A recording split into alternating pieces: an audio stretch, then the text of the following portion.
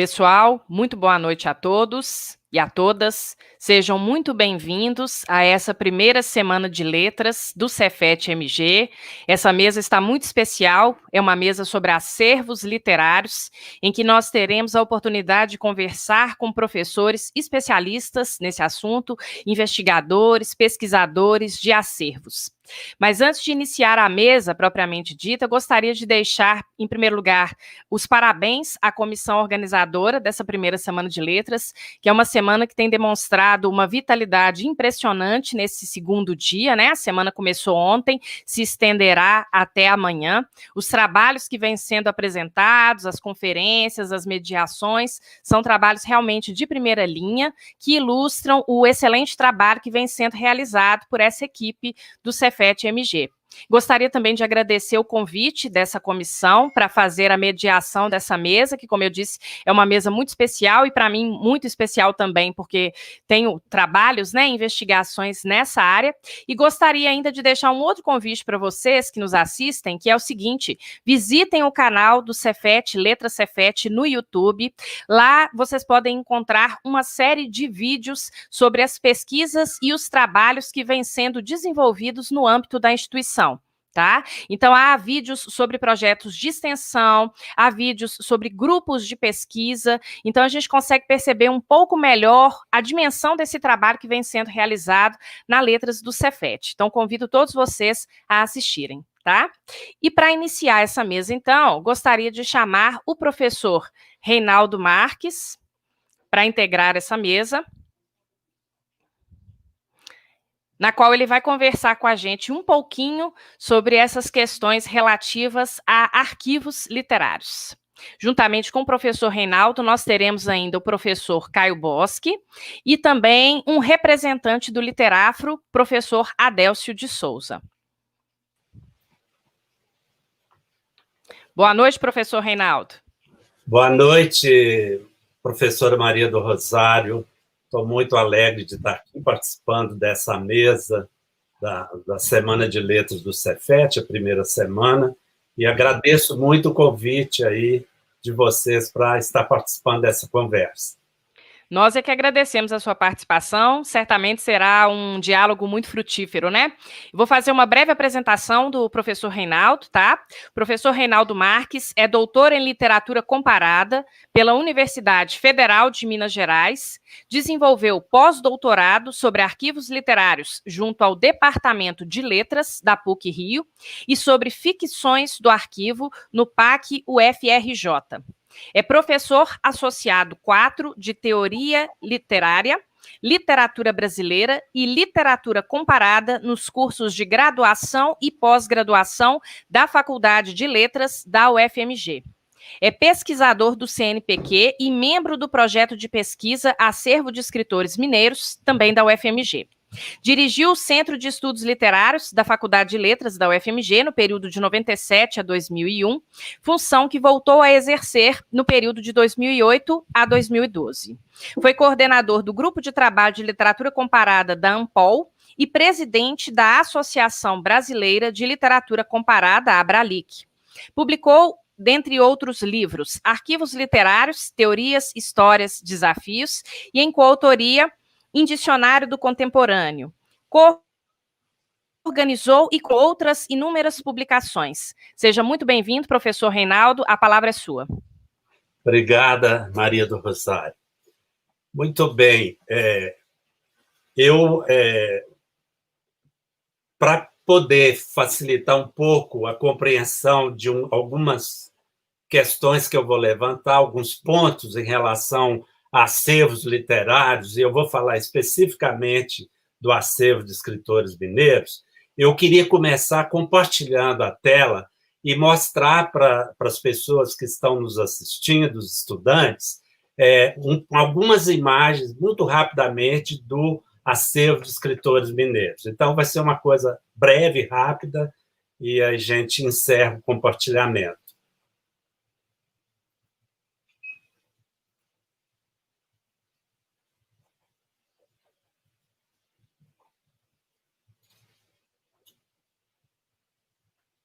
Está vendo a minha tela? Sim, está aparecendo. Tá. Então, caros estudantes e pessoas em geral que estão participando, assistindo essa mesa, aqui eu vou mostrar rapidamente umas imagens do Acervo de Escritores Mineiros, né, do projeto do Acervo de Escritores Mineiros. Então, você tem aqui um primeiro nível do acervo, né, que a arquiteta, que a concepção fez o projeto, ela pensou em recriar o ambiente de trabalho dos escritores. Aí tem a Henriqueta Lisboa, o ambiente de trabalho dela, né? Aqui outra imagem do ambiente de trabalho. Então, ela pensou num projeto cenográfico, né?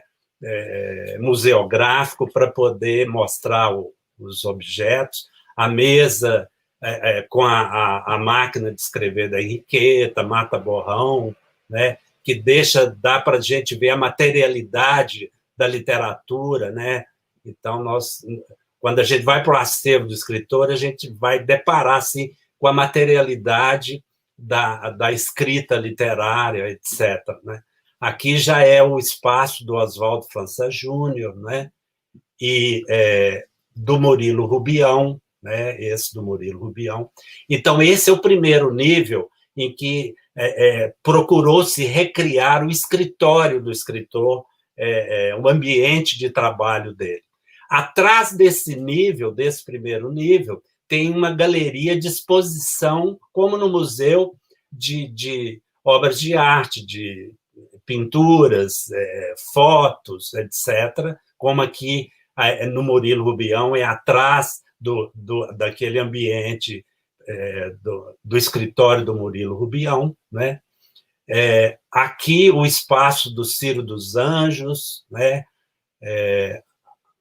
Um pouco outra imagem. Quem está na biblioteca, o acervo está no prédio da Biblioteca Central, quem está estudando, como usou vidro em vez de parede, os estudantes podem ver esses ambientes quando estão lá lendo, fazendo suas pesquisas. Aqui é o espaço do Fernando Sabino, tem a bateria, né, que ele tocava a bateria, né? Aqui o espaço do Abigar Renault, né? Outra imagem do espaço do Abigar Renault. Alguns restos, né, e coleções do acervo de escritores, aqui uma coleção de artesanato do Oswaldo França Júnior. Esse aqui é o acervo do Altran Dourado, um dos últimos que chegou para nós em 2017 e que está em processo de organização. Aqui um pouco, para vocês terem uma ideia do fundo, então você tem o primeiro plano mostrando, simulando o ambiente de trabalho dos escritores, as galerias atrás de cada ambiente, e aqui a reserva técnica com os materiais de trabalho, etc., dos escritores. Então, eu estou mostrando essas imagens porque eu vou depois pontuar alguns aspectos e, tendo visto, fica mais fácil de compreender o que eu estou colocando. Então, eu vou interromper o compartilhamento de tela, né, e vamos voltar aqui a sair do compartilhamento.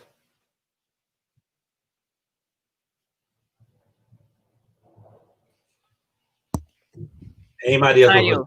Saiu sim. Tá. Então, eu tenho um texto aqui, mas eu vou mais falar do que ler um texto para vocês, e para falar do acervo dos escritores mineiros da UFMG. Eu queria um pouco contextualizar, recuperar um contexto histórico para mostrar para vocês a preocupação, o cuidado com essa questão dos arquivos, né, dos centros de documentação, um pouco historicamente no Brasil, pensando sobretudo na literatura, mostrar para vocês algumas iniciativas nesse sentido de preservar a memória cultural literária brasileira, né? Então, para isso, é importante considerar o papel dos intelectuais brasileiros, não só no Brasil, em outras partes do mundo, como figuras públicas e que vão ser atuantes na invenção das tradições e identidades nacionais modernas, né? E esses intelectuais têm ligações com o aparato do Estado enquanto funcionários públicos, é o caso no Brasil muito conhecido de escritores que, para desenvolver sua carreira, eles procuravam o emprego público, né? Drummond e vários outros, para falar dos mineiros, Abigar Renault, tantos outros intelectuais, Guimarães Rosa, etc. Então,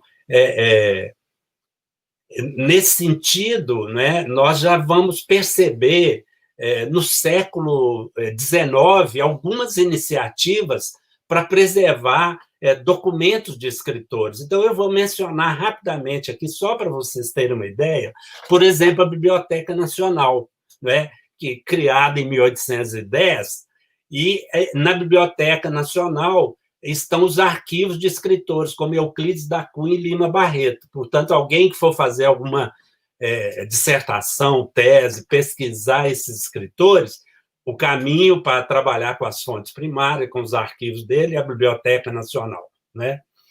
E um outro espaço é o Instituto Histórico e Geográfico Brasileiro, que foi criado em 1838, né? E também o Arquivo Nacional, 1838, e a gente pode pensar nas ramificações do Instituto Histórico e Geográfico Brasileiro, né, e nos estados, como o Instituto Histórico e Geográfico de Minas Gerais, que é interessante no caso dele, que Henriqueta Lisboa vai participar desse instituto, é a primeira mulher a entrar na Academia Mineira de Letras e no Instituto Histórico e Geográfico Brasileiro, que era um espaço normalmente masculinos, né? Então, o Instituto Histórico e Geográfico e o Arquivo Nacional, né? Mas pensemos também na Academia Brasileira de Letras, né? Já aí mais ligado ao espaço da literatura, que foi fundada em 1897 e que é guardiã do arquivo do seu fundador, Machado de Assis, né? Então, quem pesquisa Machado de Assis, o caminho para fazer sua pesquisa consultando arquivos do Machado é o arquivo da Academia Brasileira de Letras. Muito bem, no século XX, né, esse cuidado, né, vai um pouco passar para as universidades. Com o surgimento das universidades, são elas que passam a desempenhar um papel importante na tarefa de preservação do nosso patrimônio histórico, do nosso patrimônio arquivístico, bibliográfico e até mesmo museológico, né? E como? Instalando centros de documentação e de memória, sobretudo na área das ciências humanas, centros dedicados ao trabalho de reunião, organização e preservação de arquivos e coleções de conjuntos documentais diversos, né? Assim, essa função de produção do conhecimento original das universidades, elas incorporaram também a tarefa de preservar e organizar documentos, uma documentação variada para incremento de pesquisas, né? Então, esse papel da universidade no século XX, ele vai ser muito importante. E aí, pensando nas universidades, eu chamo a atenção de vocês para algumas iniciativas, né, que mostram aí esse cuidado com a memória literária e cultural entre nós, como ele se dá no âmbito das universidades. Então, esse cuidado com os acervos literários, né, na cena pública, né, porque é o caso, o arquivo do escritor, enquanto na casa dele, é um arquivo pessoal, né, e quando os arquivos vão para as instituições públicas de guarda, é um processo complexo de desterritorialização e reterritorialização desses arquivos, aí esses arquivos vão ser submetidos a outros saberes na sua organização. Então, essa passagem, né, para as instituições públicas dos arquivos de escritores, a gente pode, no século XX, sinalizar aí, em 1960, com a criação do IEB. Né? O IEB que foi criado em 1962, na Universidade de São Paulo, por Sérgio Buarque de Holanda, e é um importante espaço de pesquisa, dos primeiros dentro das nossas universidades. Então, por exemplo, no IEB estão os arquivos de Mário de Andrade, Guimarães Rosa, Graciliano Ramos, entre outros, né? Entre outros escritores. E depois, em 1972, né, 62, 10 anos depois, é criado o Arquivo Museu de Literatura Brasileira da Fundação Casa de Rui Barbosa, né? E é uma fundação pública vinculada ao Ministério da Cultura, e nesse Arquivo Museu de Literatura Brasileira, da Fundação Casa de Rui Barbosa, vocês vão encontrar os arquivos de Cecília Meirelles, Manuel Bandeira, Pedro Nava, entre outros, Vinícius de Moraes, entre outros escritores. Bom, com a implantação dos programas de pós-graduação em nossas universidades, isso no início dos anos 70, né, especialmente com a implementação dos cursos de literatura comparada na área de letras, nos anos 1980, vão aparecer outros centros de documentação literária, tanto dentro quanto fora da universidade. Eu vou mencionar alguns para vocês terem uma ideia. Em 78, foi criado o Centro de Estudos Murilo Mendes, na Universidade Federal de Juiz de Fora. É o centro que abriga o arquivo do escritor, do poeta, nosso importante poeta mineiro, Murilo Mendes, né? Que tem também uma coleção de obras de arte na pintura, na área de artes visuais, muito importante, que está nesse Centro de Estudos Murilo Mendes da Universidade Federal de Juiz de Fora. Em 1993, né, que o Murilo Mendes é criado em 78, mas em 93 é que a Pinacoteca do Escritor vai ser doada também para o Centro de Estudos Murilo Mendes, e que é uma pinacoteca importante. Na década de 80, surgem mais 4 relevantes acervos literários. Em 82, na PUC do Rio Grande do Sul, é criado o acervo de escritores sulinos, né? E a partir da organização dos documentos do arquivo do Érico Veríssimo. E outros escritores mineiros rio-grandenses do Sul vão fazer parte desse arquivo, né? Mário Quintana, por exemplo, estava lá, né, nesse arquivo da PUC do Rio Grande do Sul, né? Depois, em 84, vejam bem, em 84, é criado o Centro de Documentação Alexandre Eulalio, no Instituto de Estudos da Linguagem da Unicamp, a Universidade de Campinas.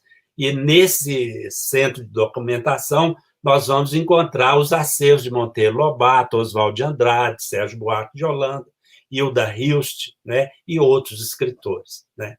E aí, em 86, é criado no Centro Histórico de Salvador, no Lago do Pelourinho, a Fundação Casa de Jorge Amado, né? Aí já é uma fundação privada, a Fundação da Casa Rui Barbosa, o Arquivo Museu de Literatura Brasileira da Casa Rui Barbosa, é uma fundação pública, e essa aqui é uma fundação privada, né? Em 89 é que é criado o acervo de escritores mineiros da UFMG, na Faculdade de Letras, e eu vou falar um pouco mais desses aqui, né, do acervo de escritores mineiros. Mas eu queria chamar a atenção hoje também, antes de falar mais a respeito do acervo mineiro, chamar atenção para 2 coisas, né? A primeira, né, contempla a cena cultural brasileira contemporânea, em que chama atenção o agressivo interesse pela captação, tratamento e custódia de acervos literários culturais por parte de instituições públicas e privadas, né? A exemplo das universidades, dos institutos e fundações culturais de bancos ou empresas. Então, não raro deparamos a imprensa com notícias sobre a disputa por parte de universidades e fundações do arquivo de determinada personalidade do mundo das letras ou das artes, né? As universidades em busca de constituir centros de documentação que fomentem suas pesquisas, sobretudo em nível de pós-graduação, e as fundações e institutos de empresa como estratégia de marketing, associando suas marcas à iniciativa de caráter social e cultural, né, que também tem um papel importante aí. Eu lembro aqui o caso do Instituto Itaú Cultural, né, vinculado, né, ao Banco Itaú, e o Instituto Moreira Salles, surgido em 1992, vinculado ao Unibanco e que hoje está ligado, que houve uma fusão com o Banco Itaú Unibanco. Então, são instituições que importantes acervos artísticos, literários e culturais, com destaque especialmente para o Moreira Salles, que tem investido na aquisição de documentação de escritores, e já conta com os arquivos pessoais de, vejam bem, Otto Lara Rezende, o Érico Veríssimo foi para lá, parte do arquivo, Carlos Drummond de Andrade, Raquel de Queiroz, Lígia Fagundes Telles, Paulo Mendes Campos, entre outros, né?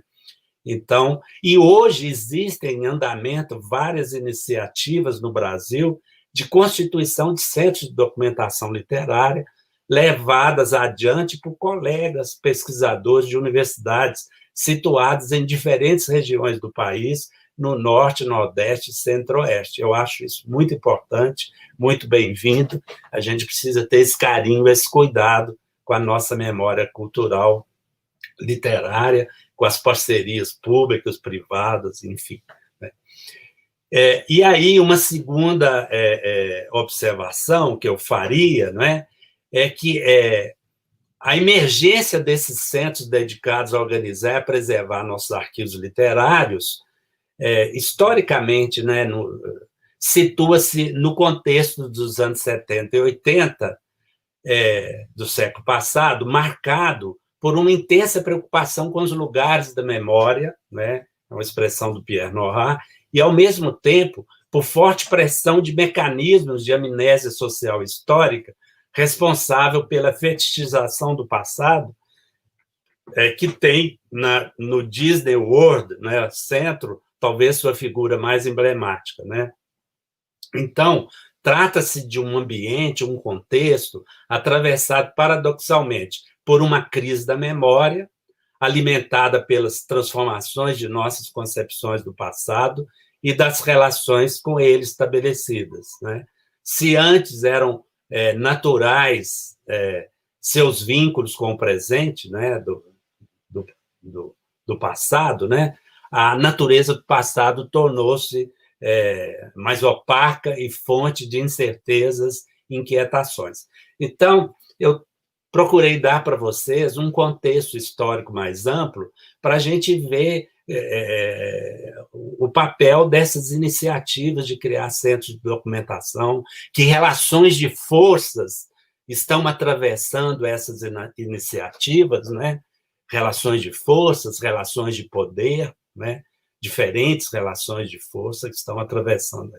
Bom, e aí eu entro agora para falar rapidamente do acervo de escritores mineiros, né? O acervo, então, ele começa em 1989 com a doação do arquivo da Henriqueta Lisboa para a Faculdade de Letras da UFMG, né? E para receber esse arquivo, a Faculdade de Letras criou o Centro de Estudos Literários, né? Um centro que é inicialmente interdepartamental, com vários pesquisadores de várias áreas disciplinares das letras, né? E chega o arquivo da Henriqueta em 1989, né? Em 91, aqui eu vou simplesmente dar para vocês uma ideia do que tem no arquivo de escritores mineiros. A faculdade recebe os arquivos de Murilo Rubião e de Oswaldo França Júnior, né, desses dois escritores, né? Murilo Rubião e Oswaldo França Júnior, né? No início dos anos 2000, chegam os arquivos de Abigar Renault e Círio dos Anjos, né? Então, esses 5 arquivos, né, eles são como que os precursores do acervo de escritores mineiros, né?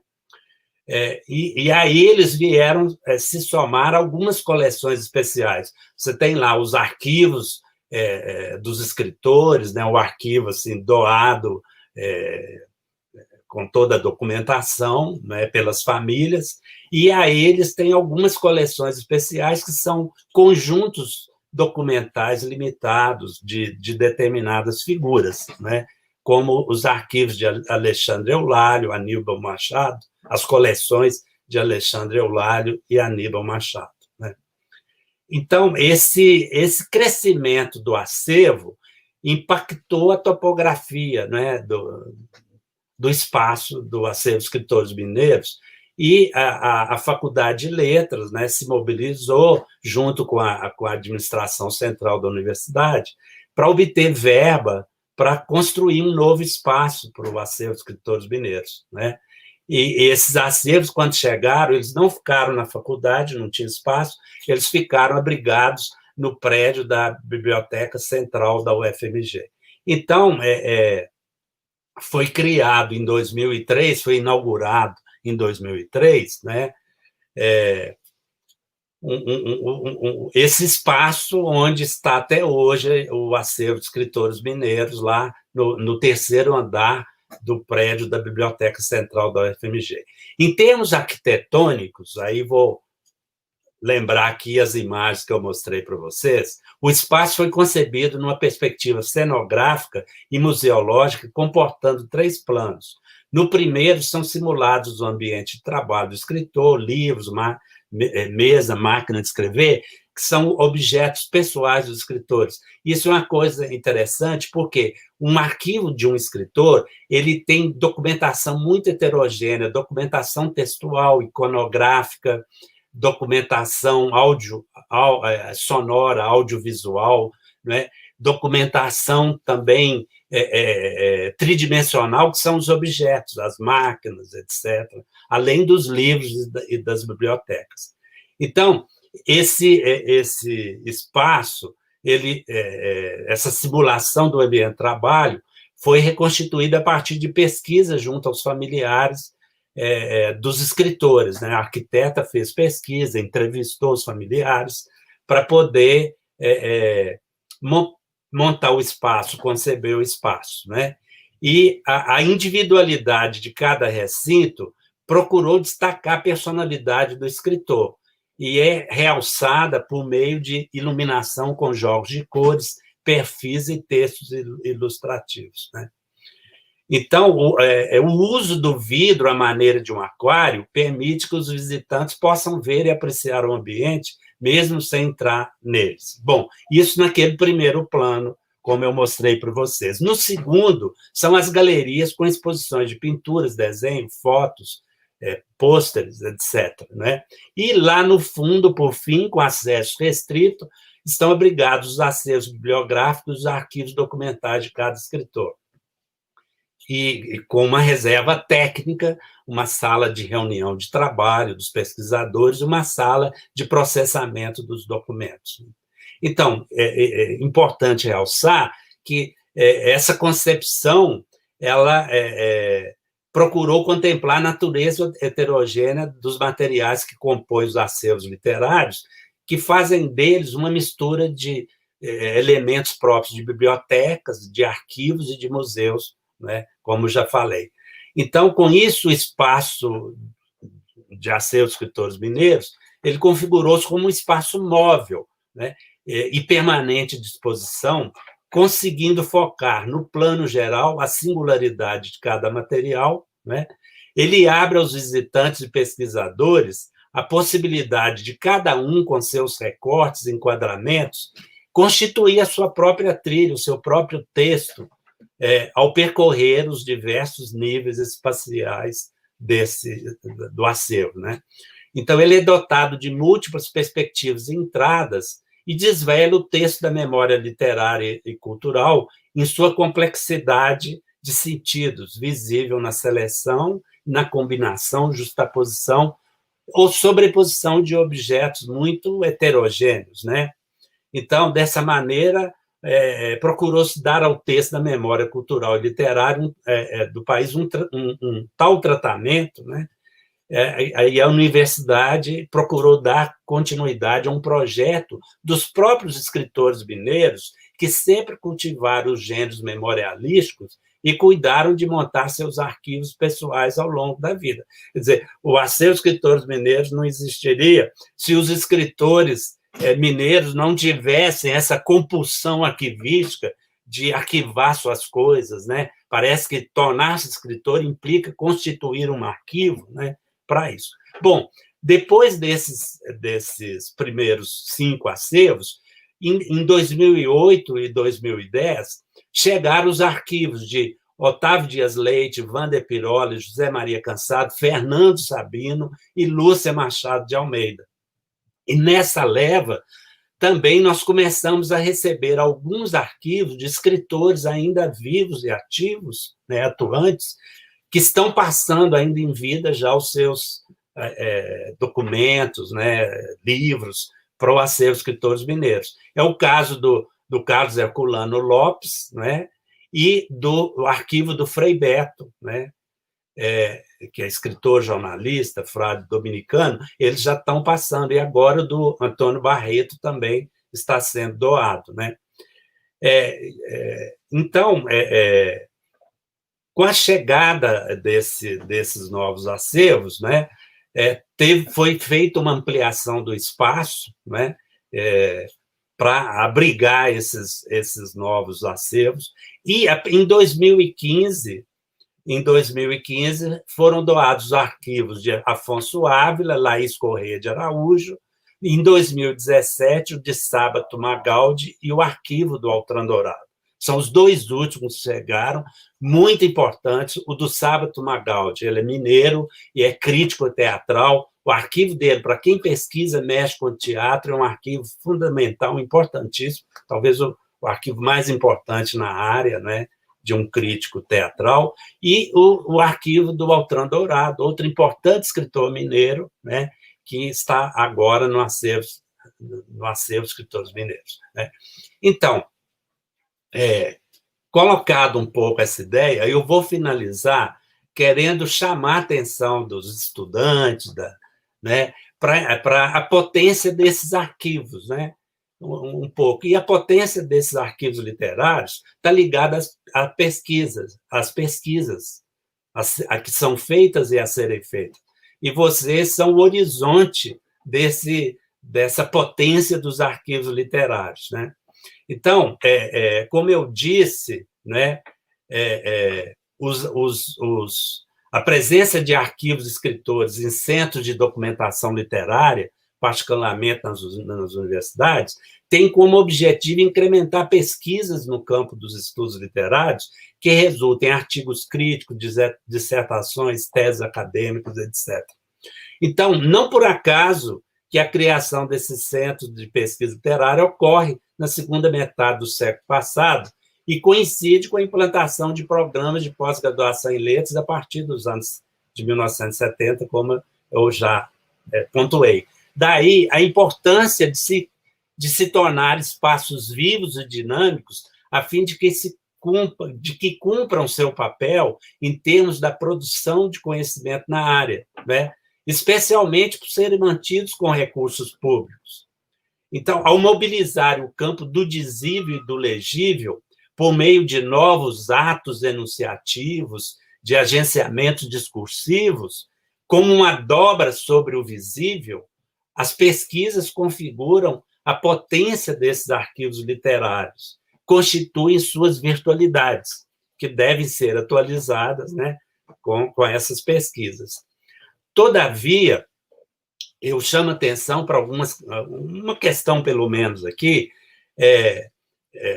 quando a gente vai trabalhar, fazer pesquisa com esses arquivos, todavia, é preciso estar atento à captura do arquivo por regimes discursivos da verdade que nos prometem um acesso às origens, a totalização do conhecimento, reduzindo o arquivo às técnicas da evidência histórica pelo recurso ao documental, descuidando-se de uma crítica do documento como montagem e de seus usos e abusos pelo poder. No caso do arquivo literário, ronda-nos, por exemplo, um fetiche de um acesso pleno à intencionalidade autoral, surpreendida em seu frescor original em algum documento, né? Então, a gente tem que lidar com esses arquivos de uma forma crítica, não é? Fazendo uma crítica também do documento. O arquivo é uma grande montagem, ele não é uma coisa ingênua, neutra. O escritor, quando está montando um arquivo, quando ele vai para o espaço público e é submetido à arquivologia, museologia, biblioteconomia na organização, né, tem uma série de questões entrando aí e a gente precisa ver isso criticamente. O desenvolvimento de pesquisa nesse centro de documentação literária, sobretudo com fontes primárias, ele depende de um trabalho contínuo e meticuloso de tratamento, de organização e classificação dos seus fundos documentais, segundo os princípios biblioteconômicos, arquivísticos, museológicos, de modo a facilitar o acesso aos documentos por parte dos pesquisadores, né? Trata-se de um trabalho a ser feito por profissionais especializados, bibliotecários, arquivistas, museólogos, e que visa impor ordem ao arquivo literário, né? Sem organizar o arquivo, a documentação, a gente não vai ter dificuldade de achar os documentos, né? Então, impor ordem ao arquivo literário. Uma ordem arcôntica que situa cada documento num lugar próprio, um lugar físico e um lugar metodológico, no arranjo arquivístico, de modo a impedir que, fora de seu lugar, o documento se transforme em sujeira, ruído informacional. Então, o arquivo, o que caracteriza a organização de um arquivo, né, é essa preocupação com a ordem, não é? De colocar cada coisa no seu lugar. Ordenados no arquivo, os documentos são postos em relação, providos de contextos discursivos, inseridos numa arquitetura de textos capaz de os conectar com um princípio rastreador, apto a assegurar sentidos autorizados, legitimados, estabilizando a serviço da evidência histórica. Isso é uma questão que está no arquivo, que faz parte desse trabalho, né? Organizar o documento, recuperando sua origem, em que contexto ele apareceu, para fazer sentido. Então, é relacionar o documento com o seu contexto de origem, com outros documentos, para ele fazer sentido. Então, todo esse labor imprescindível contribui para dar a ver, para tornar visível aquilo que está dado no arquivo, seus documentos, objetos e coisas alocados, exteriorizados no espaço, numa residência, e que constituem a materialidade do arquivo. Assim é que está a serviço da luz e do olhar, por exemplo, o tratamento museológico conferido a livros, obras de arte e objetos pertencentes ao escritor, a documentos de gênese dos textos expostos em vitrines e realçados por um jogo de iluminação. Pode-se dizer que tudo isso que está dado e visível, toda a massa documental, compõe o atual do arquivo literário. Por outro lado, esse atual contém em si, em estado de iminência, o virtual, ou seja, a formulação de gama variada de enunciados sobre o que está dado, por meio não apenas da atividade investigativa, como também da fruição, incrementando o saber sobre a literatura, esse objeto que captura e mobiliza o nosso olhar. A possibilidade de enunciar a partir dos arquivos literários, atualizando pesquisas, discursos e saberes sobre a literatura, demanda a presença e o trânsito dos leitores de literatura, né? Não apenas de leitores profissionais, estudantes, professores e pesquisadores, mas também dos leitores amadores, interessados ambos nos rumos da arte da palavra no mundo contemporâneo. Implica um uso reiterado, mais crítico, dos documentos do arquivo do escritor como material de pesquisa acadêmica escolar. No entanto, com as novas tecnologias eletrônicas e da informática, com o desenvolvimento da memória digital, a presença dos pesquisadores no espaço do arquivo, entregues aos usos de sua documentação, caminha para se tornar virtual, não presencial, em larga medida. Né? Espero que não seja totalmente, né? Porque isso alguns estudiosos da área das mídias digitais e da memória digital chamam atenção para isso, que os arquivos eletrônicos, eles vão, a questão da estocagem vai se tornar menos relevante, construir prédio, etc., para abrigar as coisas, do que a transferência, né? Então, os documentos vão estar online sendo transferidos de um computador para outro, digamos assim, né? Obviamente, isso tem uma série de implicações, de questões que precisariam ser melhor analisadas. Eu vou finalizar minha intervenção, então, né, para não extrapolar meu tempo, convidando todas e todos, né, a habitarmos o arquivo literário, tanto com nossos corpos presencialmente, claro, aí depois da pandemia, todo mundo vacinado, né? Com segurança a gente poder fazer isso. Então, visitar o acervo de escritores mineiros, ir para lá fazer pesquisa, porque isso que é importante. Então, a visitar, habitarmos o arquivo literário, tanto com nossos corpos presencialmente, quanto com nossa imaginação virtualmente, né? Com os arquivos digitais, né? Um pesquisador em qualquer canto do mundo pode acessar documentação de algum arquivo literário, do acervo de escritores mineiros, e aí também a gente trabalha a imaginação, o imaginário é uma dimensão importante do arquivo, do arquivo literário, e que tem a ver, né, com a sua virtualidade, né? E que façamos, né, esse habitar os acervos literários, que o façamos como pesquisadores anarquivistas, né? Eu chamo atenção para isso, né, porque o arquivo é uma grande construção, uma grande montagem a serviço de determinados fins e interesses. Nós temos que entrar para o arquivo com um olhar crítico, né? Um pouco assim, eu falo do pesquisador anarquivista, ele é uma mescla, né, paradoxal de anarquista com arquivista. O arquivista que quer organizar, botar tudo em ordem, e o anarquista que quer desconstruir essa ordem, né, essa tensão entre ordem e desordem. Mas nós, como pesquisadores, ao irmos aos arquivos, né, aos arquivos dos escritores, aos arquivos literários, né, no espaço público, a gente tem que ir com esse olhar armado, crítico, né, como anarquivista capaz de rir da solenidade das origens e de pensar os arquivos literários segundo outras ordens ou desordens possíveis, para contar outras histórias que não aquelas que nos demandam os regimes discursivos da verdade, que nos promete, às vezes, a totalização e o fechamento do conhecimento. Para mim, o conhecimento é constitutivamente inacabado. Então, eram essas as considerações que eu gostaria de fazer. Agradeço muito aí vocês por estarem me ouvindo e vendo.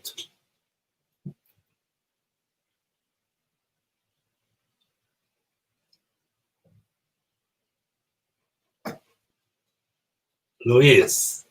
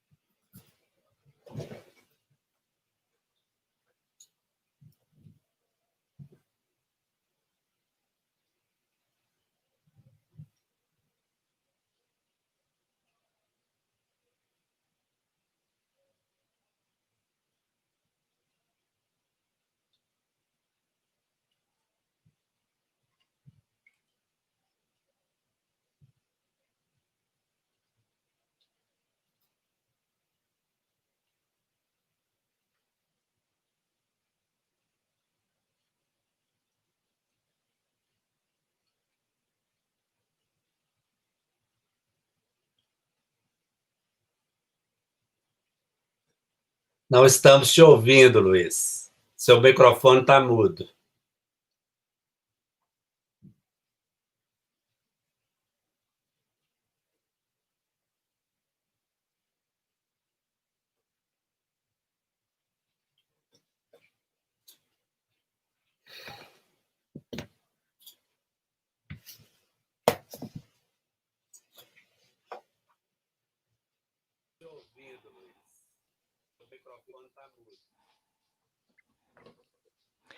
Pessoal, eu peço desculpas aí por esses inconvenientes técnicos, tá?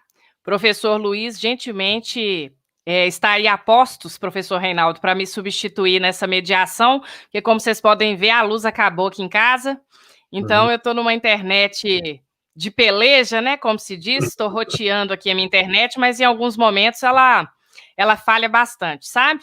Então, qualquer coisa, se o professor Luiz entrar depois, vocês já sabem o que está acontecendo, tá? Bom, professor Reinaldo, agradeço muito a sua fala, tá? Foi uma fala excelente, muito bom. Nós temos algumas perguntas no nosso chat, mas nós vamos deixar o diálogo para o final, tá? Bom, e agora nós vamos proceder à apresentação do professor Caio César Boschi.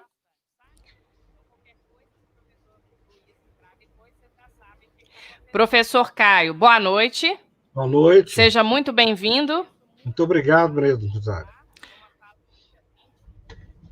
Professor Caio é licenciado em História pela UFMG, doutor em História Social pela USP, professor titular aposentado de História do Brasil da Fafiche UFMG, professor titular do Departamento de História da PUC Minas, ex-leitor de Cultura do Brasil na Universidade de Lisboa e na Universidade do Porto, sócio emérito do Instituto Histórico e Geográfico Brasileiro, membro da Academia Portuguesa de História e da Academia Mineira de Letras. Tem livros e artigos publicados no Brasil e no exterior, com ênfase em História do Brasil colonial e arquivística histórica.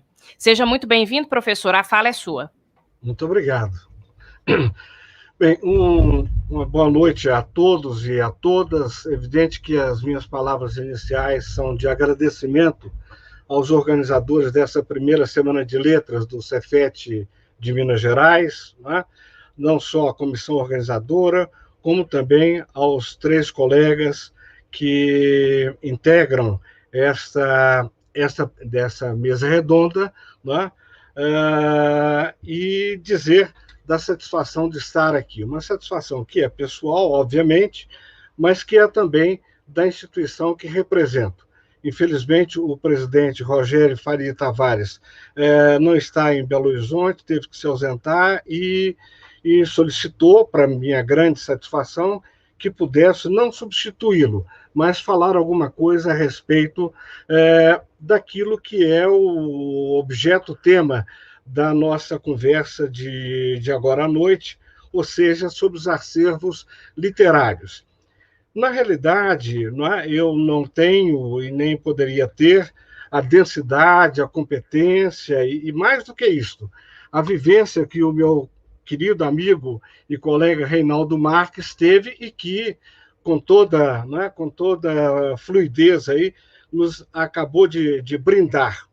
E brindar a todos por tudo que ele falou, por tudo que apresentou, como eu disse, com densidade, competência, mas, ao mesmo tempo, no meu caso, facilitando demais a minha intervenção, na medida em que, enfim, uma série de informações de natureza mais geral e histórica, né, eu fico isento de fazê-las, até para que a gente tenha um tempo maior para nos dedicarmos a um diálogo com os participantes e com os demais integrantes dessa mesa redonda. Portanto, o que vou fazer, abstraindo e relevando, né, o que já foi dito pelo professor Reinaldo Marques, é assinalar alguns marcos cronológicos, históricos, da instituição que estou aqui representando, que é a Academia Mineira de Letras, né? E, principalmente, como decorrência dessa participação, um acordo que recentemente foi firmado entre as duas instituições, Cefet Minas Gerais e Academia Mineira de Letras, aí sim, dentro da nossa temática, para exploração de acervos literários que estão sob a guarda e custodiados na Academia Mineira de Letras. Bem, essa academia, como sabem, é uma instituição cultural das mais antigas do nosso estado. Ela acaba de completar 111 anos, exatamente no dia 25 de dezembro. Foi criada em 1909 em Juiz de Fora por um grupo de jovens, 12 jovens, né, que se reuniram com o mesmo propósito que ainda hoje norteia a criação de instituições congêneres, ou seja, um culto pela língua portuguesa, um culto, né, à literatura produzida não apenas em língua portuguesa, e também das artes em geral. Né? É importante assinalar, desde logo, que a Academia Mineira de Letras, desde a sua origem, mas principalmente após a sua transferência para a capital, ou seja, de Juiz de Fora para Belo Horizonte, o que ocorre em 1915, né? Tem uma estrutura, ou seja, uma composição social idêntica à Academia Brasileira de Letras, já referida pelo professor Reinaldo, e, por sua vez, né, se origina da Academia Francesa. Vale dizer, são 40 integrantes, 40 membros, né, eleitos pelos seus pares, né, o que significa que, desde a sua criação, repito, em 1909, pela academia já passaram cerca de 200 intelectuais, produtores culturais, escritores, enfim, porque também o mesmo modelo, quando a gente intitula Academia Mineira de Letras, não estamos falando estrito sensu da expressão, mas sim nessa composição diversificada, ou seja, escritores de diversos matizes, ou dos mais diferentes matizes, jornalistas, juristas, historiadores, artistas plásticos, e agora o mais recente dos nossos confrades, que é um teatrólogo. Ou seja, só para citar esse ecletismo como se diz, pelo qual se pauta não apenas a Academia Mineira, mas as suas congêneres e principalmente as suas inspiradoras. Não é? De toda forma, e de maneira muito resumida, é importante assinalar aí que não se trata, não é, de uma confraria, ou seja, de um espaço, não é, de sociabilidade para cultivo e para trânsito exclusivo dos seus integrantes. De fato, evidentemente, é um organismo, não é, confrarial, não é? Essa sociabilidade se exerce, mas se pegarmos o rol, né, dos integrantes, vamos verificar aí, ao longo do tempo, como atualmente, né, a heterogeneidade desse quadro social. Né, as mais díspares formações acadêmicas, políticas, ideológicas, religiosas ou não religiosas, estão contempladas no interior desse quadro social. E, como eu disse, o importante na sociabilidade também é explicitar as nossas divergências, não é, portanto, fazer uma confraternização em torno da cultura, da literatura, das artes, mas sem abdicar, né, dos nossos posicionamentos e das nossas preferências ou mesmo das nossas, enfim, orientações. Ao mesmo tempo, eu diria, não é uma confraria no sentido próprio do termo, não é só essa sociabilidade interpares, e acho que nisso, né, estamos perfeitamente inseridos nessa mesa redonda, é um local de memória, né? Entendendo aí que memória e história são, enfim, são coisas distintas, não é? Mas absolutamente interdependentes e intercomplementares. E tentarei explicar de maneira muito sumária o porquê desse local de memória. Ao mesmo tempo, é uma instituição, especialmente nos últimos anos, não é? Uma instituição que busca, repito, cada vez mais integrar-se à sociedade, para que ela não seja vista, e novamente insisto, não é? Como algo circunscrito aos seus 40 integrantes. Quando digo, então, não é, que essa Academia Mineira de Letras interage, em que essa academia busca desenvolver-se com e para a sociedade, em que eu estou falando, especialmente agora, né, nos últimos anos. Citando só a título de exemplo, né, a sua incorporação ao Circuito Liberdade, ou seja, ela integra todos esses equipamentos de natureza cultural, né, que tem a sua sede física principal na Praça da Liberdade, mas que se ramifica, como é o caso do Arquivo Público Mineiro, que é muito próximo também da sede da Academia Mineira de Letras. O seu auditório, né, que tem tido uma permanente e uma ampla programação cultural gratuita, né, não apenas estou me referindo à Universidade Livre, mas também a palestras, cursos, oficinas, né, e especialmente agora, nesses tempos de pandemia, sempre às segundas e às quintas-feiras, há palestras que são veiculadas, são gravadas e ficam aí disponíveis no YouTube, né, no site da academia, como cursos regulares, né, o último dos quais, muito pertinente à nossa conversa de agora, um curso que foi ministrado até 2 meses atrás pelo professor Jacinto Lins Brandão sobre mitologia comparada.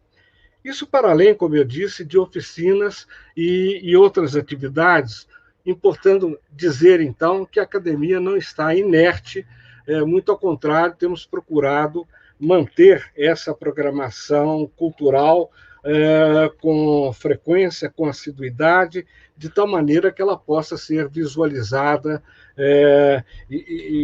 enfim, que permita a participação dos interessados de forma virtual, de forma online.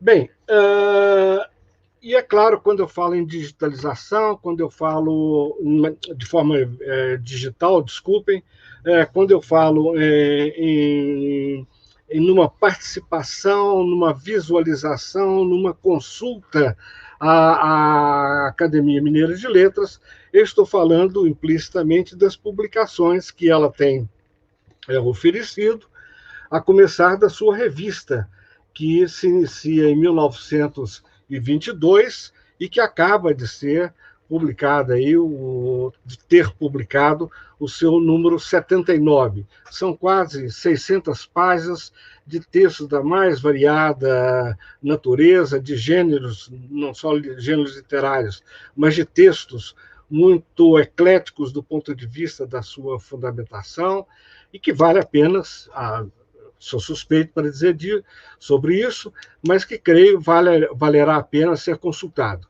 É um exemplo que quero dar aqui dessa programação cultural e principalmente da forma de acesso ao canal da academia, onde a revista está sendo toda ela, a coleção toda ela digitalizada, mas esse número 79, que acaba de sair agora, em dezembro, né, está já disponível, sendo que estamos preparando para os próximos meses, já está bem adiantado, o número 80, que é um dossiê sobre as escritoras que terá, dentre outras matérias, mas enfim, fundamentalmente um dossiê sobre 30 escritoras mineiras. Não é? Bem, Vou me ater agora a um segundo aspecto que me interessa explorar. São três, né? O terceiro, como já disse, diz respeito a esse convênio, a esse acordo de cooperação que foi firmado entre as duas instituições, Academia Mineira e Cefet Minas Gerais. Esse segundo aspecto é entender que o espaço físico da academia se apresenta como uma casa-museu. Aquele, como sabem, é um palacete de um médico famoso em Belo Horizonte, um ex-professor da da Faculdade de Medicina da UFMG, o professor Eduardo Borges da Costa. É uma construção aí que se inicia em 1910 e vai até 1923, não é?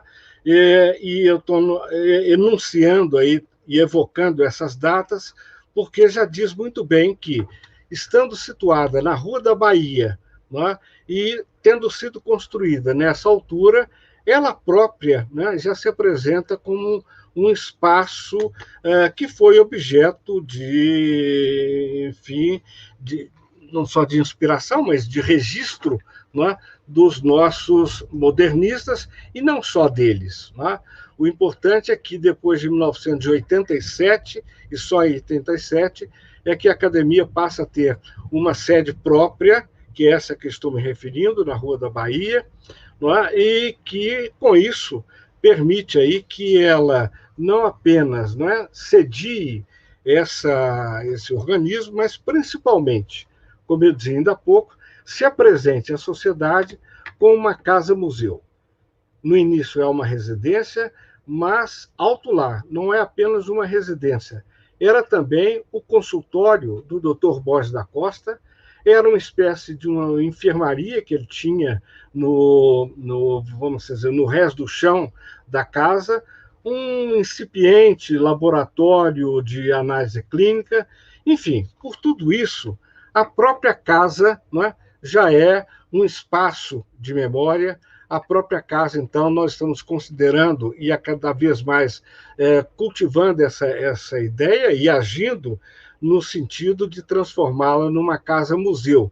Quando nada, porque independentemente do acervo bibliográfico, documental, enfim, do próprio, vamos dizer, da próprio secretariado instalado das salas, não é, que são objeto enfim, de reuniões e tal, temos, não é, um mobiliário que é de época, um mobiliário que era da família Borges da Costa, que lá está, não só copa, cozinha, a sala de jantar e quartos, e por isso mesmo temos aí já uma cultura material que nos permite, né, ter esse incipiente museu.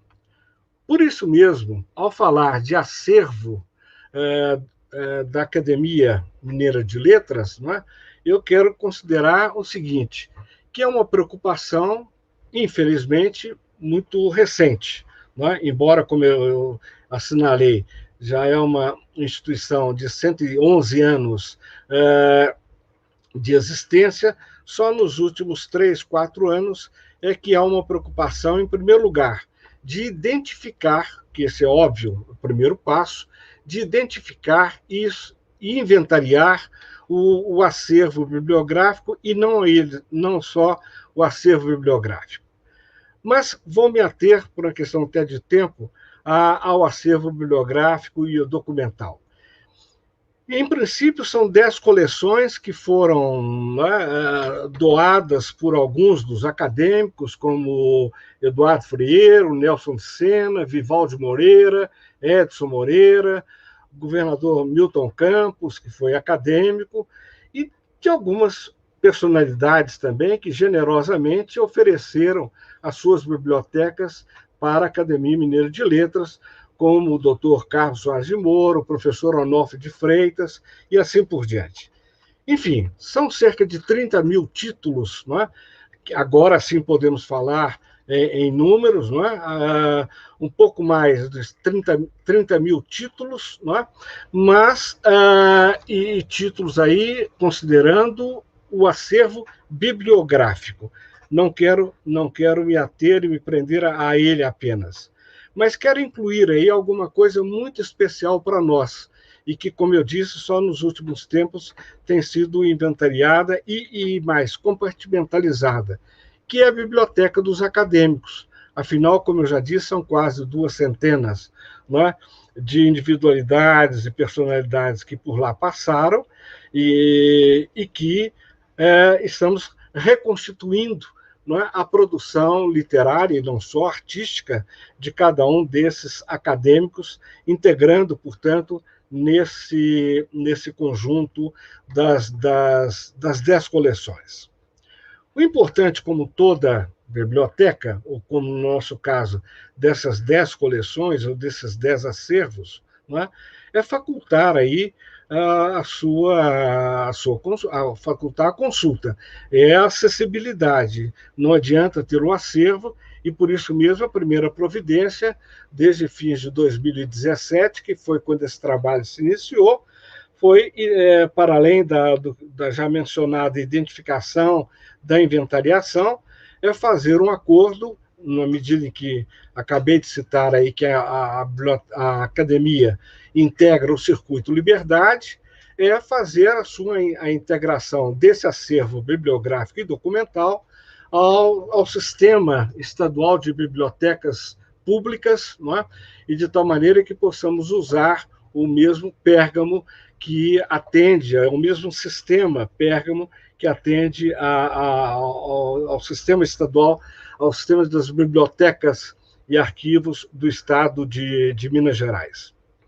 Com isso, eu estou querendo dizer que o trabalho que vem sendo realizado ultimamente abrange as 3 vertentes que o professor Reinaldo já se referiu. Não é apenas um trabalho de biblioteconomia, é também de arquivologia e de museologia, não é? Na medida em que, embora eu esteja falando muito sobre o acervo bibliográfico, quero destacar aqui também o acervo documental. E acervo documental também no sentido lato, aí, horizontal do termo. Vale dizer, documentos textuais, imagéticos, objetos, como já referido, a cultura material, não é? E nessa diversificação de termos aí, não apenas nessa parte, nesses acervos documentais, temos originais e obras, algumas originais que não foram publicados, não é? Enfim, posso citar alguns exemplos, os próprios manuscritos, não é, dessas obras, as primeiras e variadas versões de obras, textos, como eu disse, inéditos, obras autografadas, que para nós têm um relevo muito grande, porque podem imaginar que se agora constatamos que a biblioteca é formada por 10 coleções distintas, há muita duplicação, há muita triplicação, às vezes, não é? Supõe aí, é muito fácil de ilustrar isso, não é, porque são coleções doadas aí há mais de 10 anos. Então, por exemplo, o número de enciclopédias que recebemos, praticamente todas as 10 coleções têm enciclopédias. E esse é um problema com o qual nos deparamos, porque, né, sem querer lesar, né, a estrutura orgânica das bibliotecas, não temos como abrigar fisicamente 10 enciclopédias Barça, 10 enciclopédias Mirador e assim por diante. Eu só estou citando um exemplo, a mesma coisa se faz em relação à coleção de periódicos especializados, e isso cria, né, de imediato algumas outras dificuldades, que é exatamente o seguinte: como estabelecer, né, uma política de descarte, como fazer doação e para quem fazer doação e quem é que quer hoje receber certas doações, né? Como é o caso na oferta de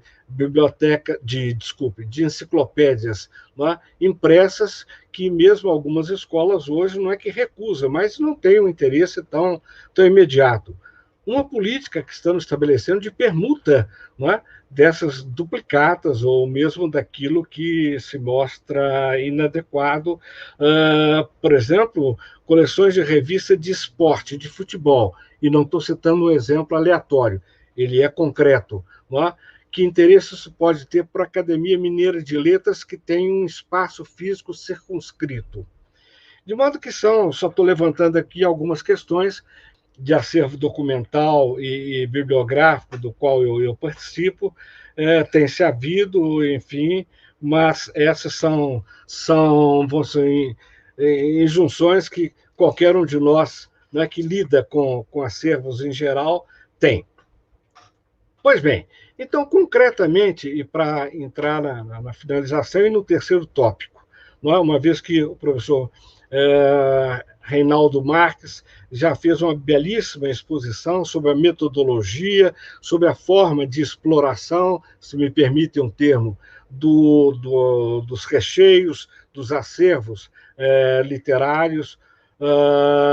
Enfim, só quero pontuar aqui que o trabalho que vem sendo realizado, para além da já citada inventariação, da transferência de acervos. Por exemplo, no interior de livros, não é?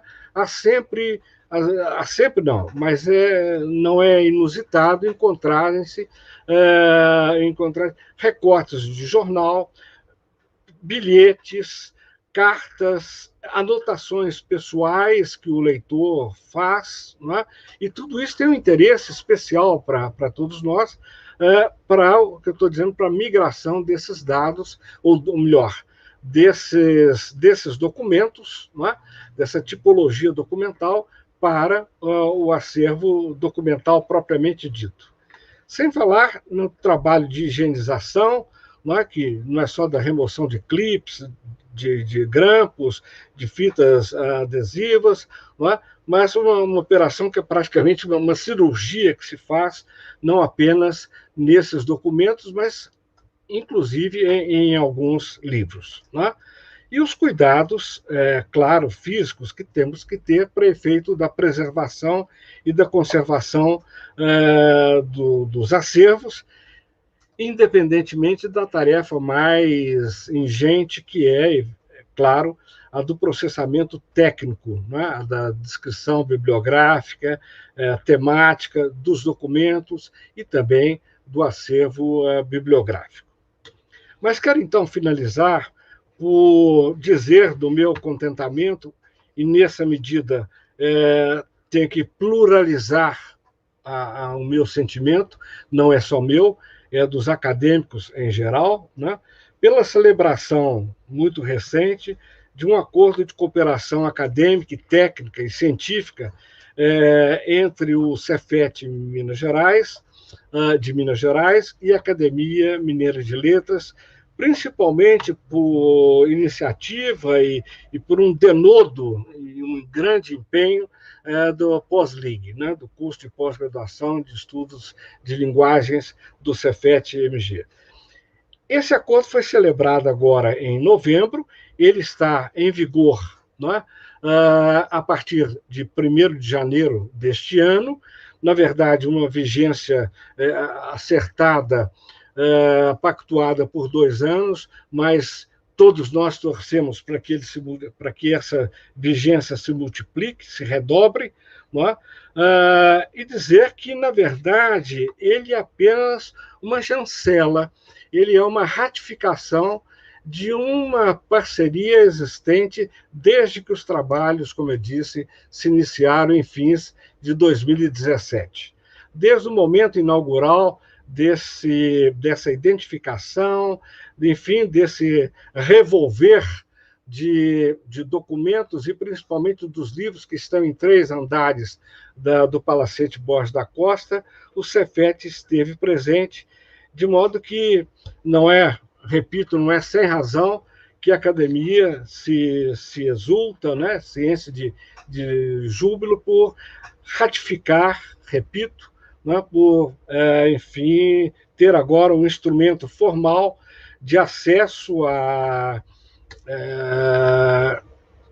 aos seus acervos, sempre coloco no plural, dada variedade, essa gama diferenciada, como eu acabei de dizer aqui, e ainda que a preferência já explícita no plano de trabalho inicialmente apresentado pelo POSLIG, seja um interesse maior, não é, mais direto, seja do acervo do acadêmico e professor Eduardo Frieiro, e também do igualmente professor e acadêmico William José, não é, ainda assim há muita coisa a ser explorada. É claro que o acervo Eduardo Frieiro é primoroso em todos os sentidos, né? Se for o caso, depois posso dizer do porquê dessa minha adjetivação, e do professor William José, a quem eu tenho a honra de suceder, né? Que foi o secretário honorário, foi o secretário-geral, o decano e o mais longevo dos acadêmicos. É alguém que ficou 60 anos, né, ocupando a cadeira de número 30, e por tudo isso, né, na sua função, e não é por acaso, na sua função de secretário-geral, e não é por acaso que foi ele enfim, um compilador de informações que formam as efemérides mineiras, não é? Os efemérides da Academia Mineira de Letras. Como é o caso também do acervo, como eu disse, não apenas bibliográfico, mas de cerca de 2.000 documentos, 2.000 correspondências. Eu ia falar documentos, mas, na realidade, em termos de acervo documental, ele é superior. Estou me referindo apenas à troca de cartas e missivas de Eduardo Frieiro, né, que é um acervo sempre muito consultado. Bem, eu não me alongo, fico, evidentemente, à disposição para dialogarmos, mas termino, mais uma vez, por agradecer, né, aos organizadores dessa primeira semana, felicitá-los por esse evento, né, que nos reúne desde ontem e até amanhã, e, ao mesmo tempo, fazer uma conclamação para que possam, de fato, independentemente, né, dos alunos, professores do Cefet, que já colaboram, que têm a nossa, tem enfim, a oportunidade de estabelecerem uma interação muito próxima conosco, né, mas que todos aqueles que queiram possam ter acesso e, portanto, né, visitarem não apenas as instalações físicas da academia, como principalmente o que nos ocupa aqui, os acervos literários que estão abrigados na Academia Mineira de Letras. Muito obrigado. Bom, agradeço imensamente ao professor Caio Boschi. Vocês conseguem me ouvir? Está tudo certo, pessoal? Estou ouvindo. Muito obrigado, professor Luiz. Perfeito. Olha, perfeito. Tivemos um problema anteriormente com o som, né? A professora Rosário também teve um problema com acesso à internet nesse dia chuvoso aqui em Belo Horizonte. Então, gostaria de agradecer Caio Boschi por estar conosco nesse momento e para além desse momento, agradecer a você e ao Rogério Tavares pela imensa abertura e parceria que se estabelece entre a Academia e Cefet, a acolhida aos nossos estudantes, a nós professores, enfim, agradecer ao professor Reinaldo que veio antes, não tive a oportunidade de fazê-lo, e sem mais delongas, dado o adiantado da hora, chamar à mesa o próximo convidado, o professor Adelso de Souza Cruz, ele que é professor do Programa de Pós-Graduação em Letras da Universidade Federal de Viçosa, do Departamento de Letras da Universidade Federal de Viçosa. Ele concluiu o pós-doutorado no Pós-Lit da UFMG e é doutor em literatura comparada pela mesma instituição. Ele defendeu a tese intitulada Narrativas Contemporâneas da Violência, a qual foi agraciada com o Prêmio de Tese 2010, conferido aí a melhor tese do Programa de Pós-Graduação em Estudos Literários e com a menção honrosa no Prêmio CAPES de Teses. Ele é mestre em Estudos Literários pela UFMG e pesquisador do NEA, o Núcleo de Estudos Interdisciplinares da Alteridade, também integrando o NELAP, o Núcleo de Estudos de Letras e Artes Performáticas. Adelso, alegria recebê-lo, Adelso, nosso companheiro de Literafo, alegria recebê-lo também, mais uma vez, em mais essa jornada. Com você a palavra, Já adianto que a gente vai ter um tempinho mais esticado para essa mesa, e nós faremos uma condensação das perguntas ao final, porque na sequência também a programação continua. Obrigado, bem-vindo, Adélcio. Obrigado, Luiz. Boa noite a todas e todos. Né? Agradecer ao Cefet pelo convite de participação dessa primeira semana de letras. Também das minhas citações ao professor Cláudio Boschi, ao professor Reinaldo, fui aluno do professor Reinaldo. Nós fizemos um percurso com ele na obra do Guimarães Rosa, no Grande Sertão, que foi assim, muito, muito bacana. E também sobre a questão dos escritores mineiros, também, assim, já foi muito, muito importante para a minha formação. Bom, eu sou convidado hoje para falar de um acervo digital, que é o Literafro. O que vem a ser o Literafro, né? Ele começou como um site, né? No ano de 2004, ele entrou no ar em 2004, era um site que agregava os escritores do que a gente chama de literatura afro-brasileira, literatura negra, né? ou afro-brasileira, e é um acervo, né, que foi, vamos dizer assim, tirado da invisibilidade que existia na literatura, no corpus da literatura brasileira.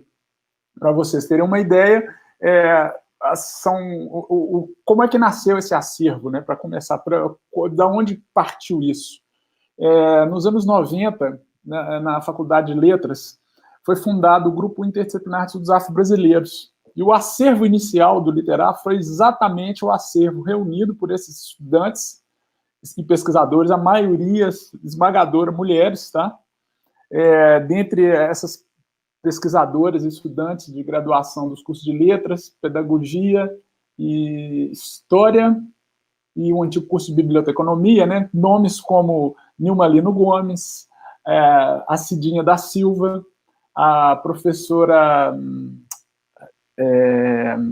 Cida Moura, da ciência, que hoje é Ciência da Informação, e dentre outros, né? A professora Rosane Pires também. Então, foi assim, um grupo de estudantes que começou a reunir esse acervo. E aí, por exemplo, obras de Lima Barreto, de Cruz e Souza, Machado de Assis, que não apareciam nos cursos da literatura brasileira, né? E de outros escritores, e claro, os escritores da chamada literatura negra, especialmente os escritores que estavam reunidos na coletânea Cadernos Negros. E no ano de 2001, isso no início dos anos 90, nos anos de 2001,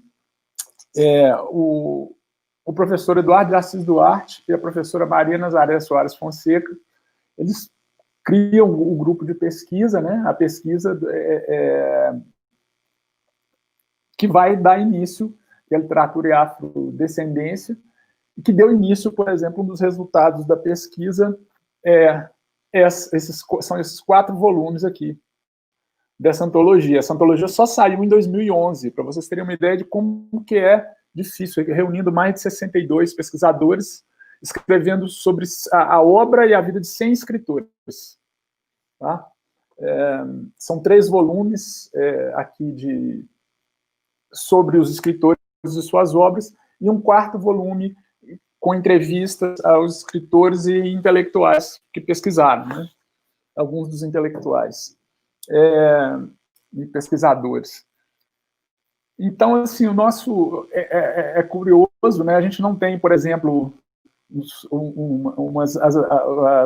umas tarefas, por exemplo, lidar com uma limitação, como o professor Cláudio colocou aí, também o professor Reinaldo, né? De um acervo especificamente físico, né? Para vocês terem uma ideia, alguns desses a gente conseguiu, junto à biblioteca da Faculdade de Letras, alguns livros que nós tínhamos, ficava na sala 3045, eles foram incorporados ao acervo da biblioteca da Faculdade de Letras, então está catalogado, está lá protegido. E o site, né, como que o site entrou no ar, né? Quais os dados, o que tinha nesse acervo, né? Uma biografia, os arquivos estavam em PDF, uma biografia sobre o escritor ou a escritora,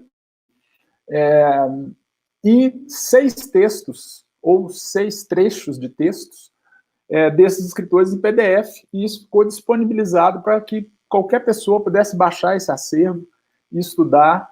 E eu vou mostrar aqui, deixa eu...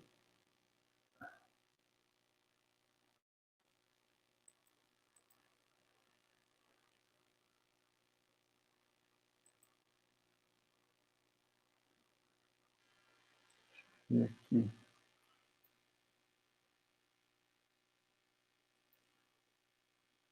Só um pouquinho, cadê? Literário. Estão vendo aí o portal? Agora ele é um portal, né? Antigamente ele era um site, e nesse site ele continha o que? A lista de autoras e autores. Não, é uma lista em ordem alfabética, né? Deixa eu abrir aqui, deixa eu mostrar aqui para vocês. Aqui o portal, a cara do nosso portal.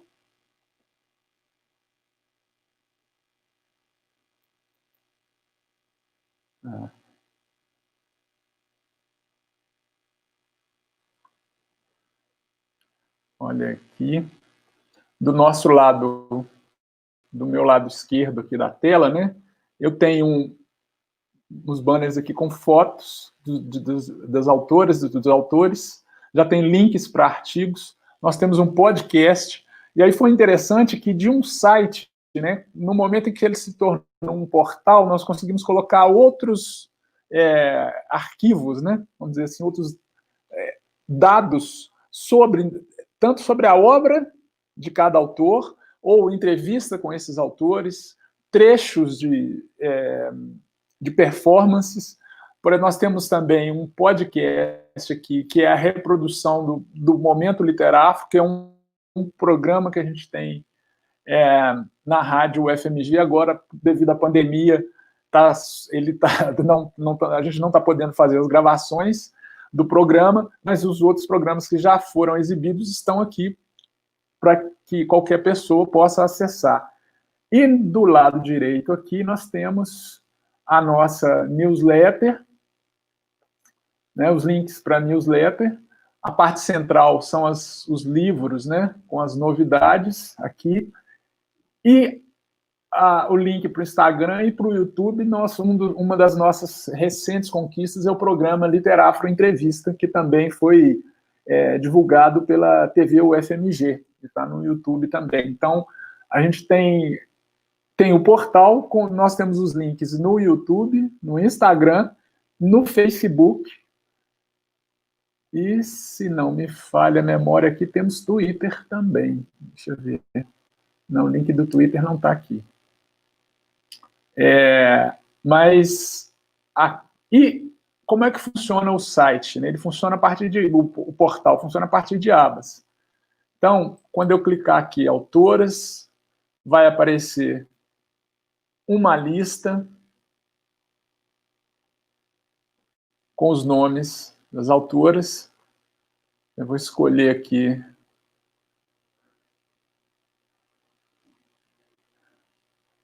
uma autora mineira, Ana Maria Gonçalves. Aí abre a página com a foto da autora, uma pequena biografia, obra individual e aqui os links para os textos selecionados.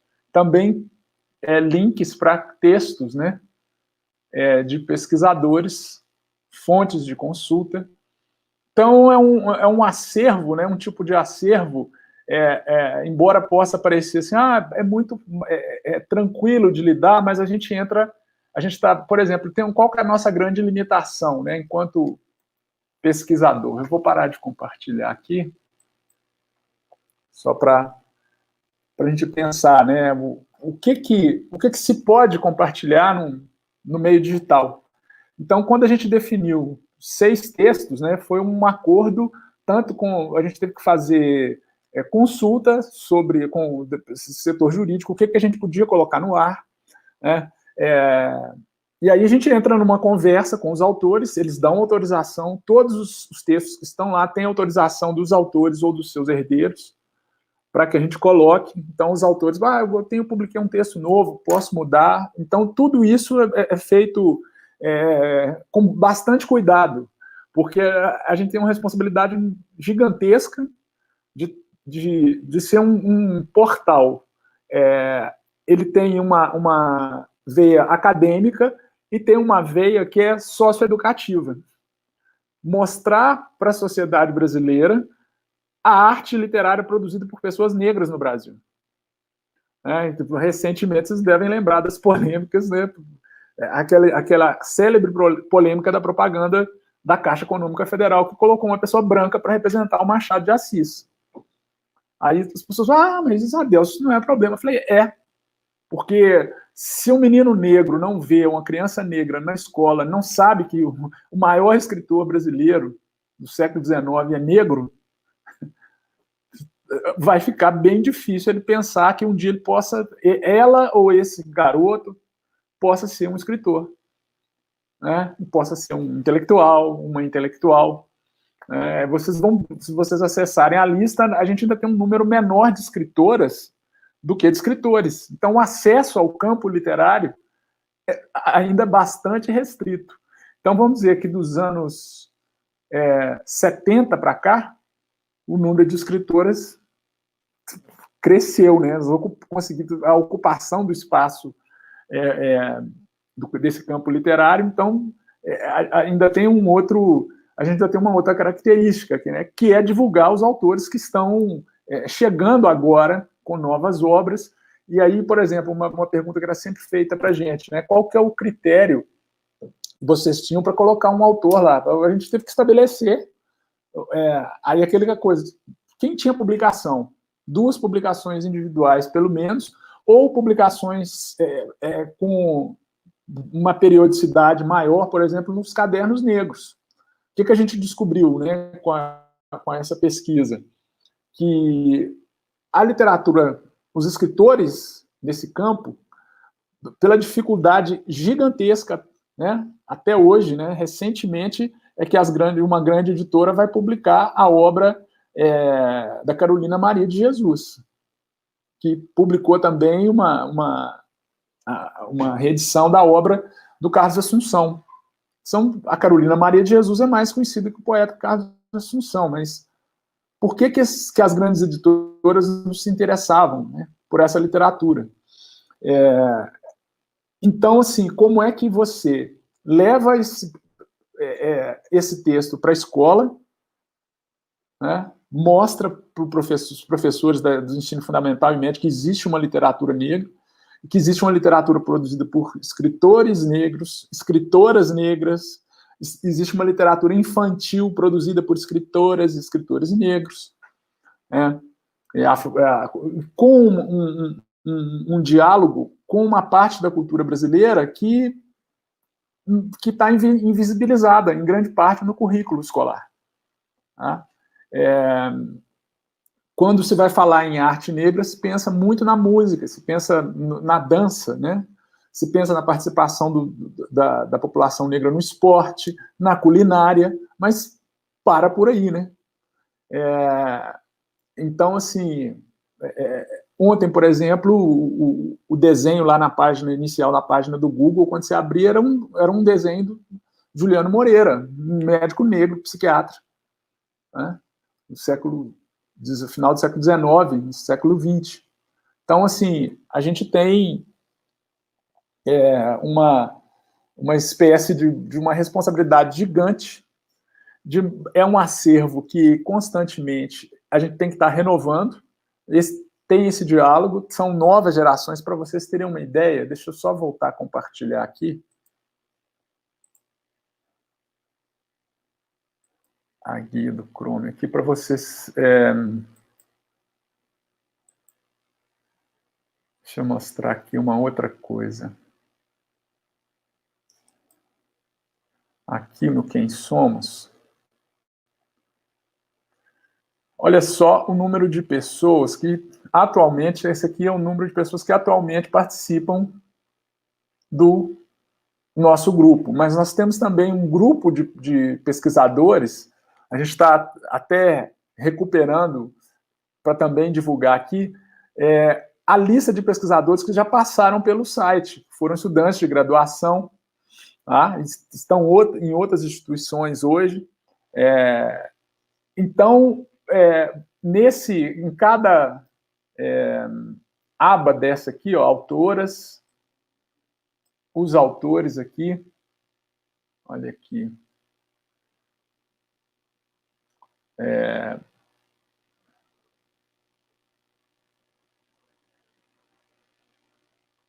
mostrar o mineiro aqui.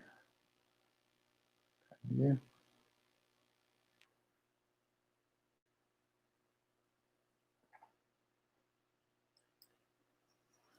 Por exemplo, a página do Adão Ventura, tá? Que foi um dos escritores que participou da renovação, né? Foi o suplemento literário de Minas Gerais, né? Ele foi da geração lá que renovou, né? Ajudou a renovar, mostrar a literatura que se estava fazendo em Minas Gerais no momento dele. Outro autor aqui, mineiro. Vou voltar na lista aqui.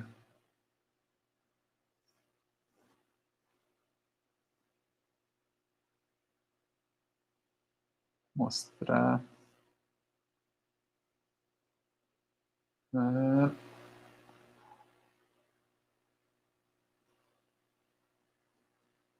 Cadê?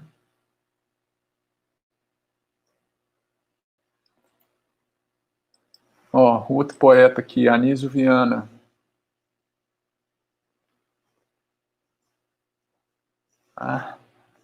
Que é um belo-horizontino. Outro autor mineiro. Já volto nas autoras. Eu quero mostrar aqui. Um autor mineiro que foi recentemente descoberto pelas grandes editoras, né? Principalmente as editoras de São Paulo. Tem uma obra gigantesca. Edmilson de Almeida Pereira, de Juiz de Fora, professor, agora se aposentou na UFJF, um professor titular da UFJF, e que só esse ano já lançou 3 romances, né?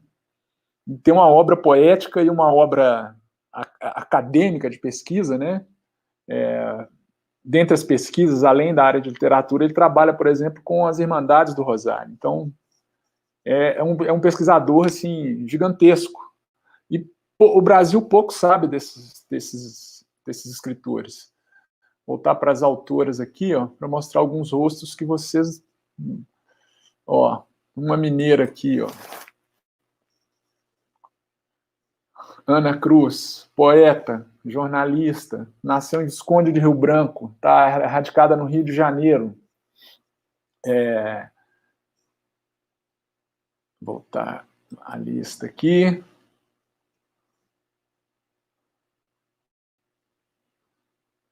Eu mostrei a Ana Maria Gonçalves. Vamos colocar aqui, ó,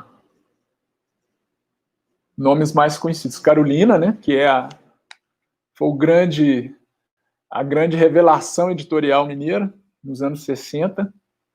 Não só mineira, mas no Brasil. Ela é um terremoto, né? A obra dela é um terremoto. Não e que está ecoando até hoje na nossa literatura.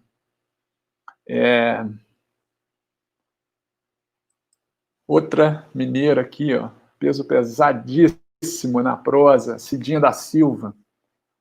E vocês vão ver que são pessoas, são jovens escritoras, no caso, por exemplo, da Cidinha, né? E uma escritora de uma potência com a narrativa curta, que são poucos autores que eu conheço e autoras com a potência que a Cidinha tem com a narrativa curta, né?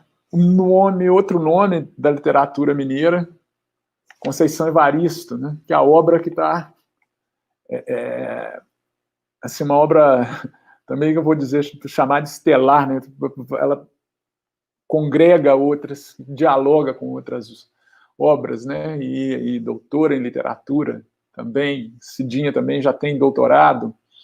Então, é um arquivo que ele vai trabalhar com a face da arte, a faceta, né, a face intelectual, do campo intelectual em que essas escritoras e esses escritores atuam.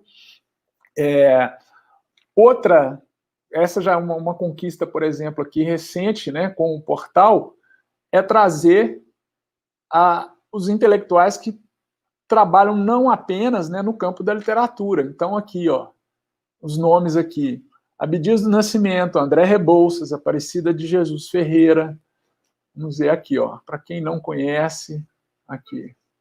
É uma professora, escritora, Universidade de Londrina, tá? Então,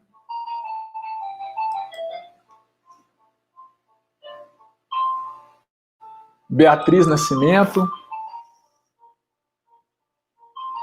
A gente tem um telefone fixo tocando ali, vocês me desculpem, mas agora eu não vou sair aqui da apresentação, não. Um intelectual de um nome gigantesco, citada por ninguém menos que Angela Davis. Tá? Então, o nosso portal tem essa característica. A outra aba, né, que gigantesca aqui, a do teatro, ela vai ficar gigante. Então, com as companhias de teatro, está aqui em construção. Nós temos aqui, na aba de artigos teóricos, conceituais e críticas, resenhas, e tem a aba das editoras aqui, ó, no campo editorial. Então, com alguns toques negros, Anandjala, Ciclo Contínuo, Más Edições.